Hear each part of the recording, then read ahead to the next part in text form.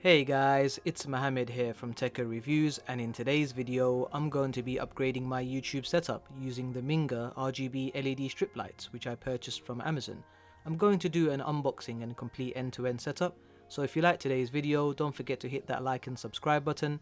Now without further ado, let's get straight into the video.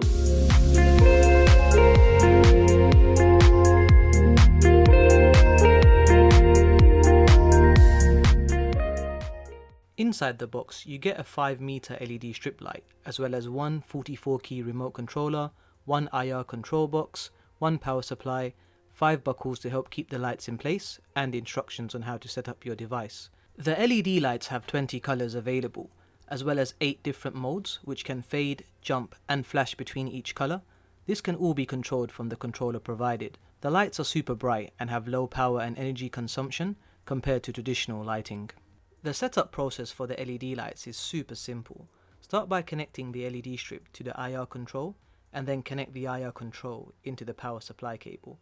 Once you've done that, remove the sticker from the back of the LED lights to expose the adhesive. Before applying, make sure your surface area is clean and dry. Once the LED lights have been firmly applied, you can then cut off any excess LED strips by following the markers to cut at specific points. And that's pretty much it. Insert your power supply plug, grab your controller to switch it on, and boom, you're all set up and ready to go. In regards to pricing, you can pick up the Minger RGB LED strip lights from Amazon for around £15, which I think is an absolute bargain, especially when the end result looks something like this. If you're interested in purchasing the same LED lights I have, then you can find a link to purchase from Amazon in the description below. But that's all from me guys.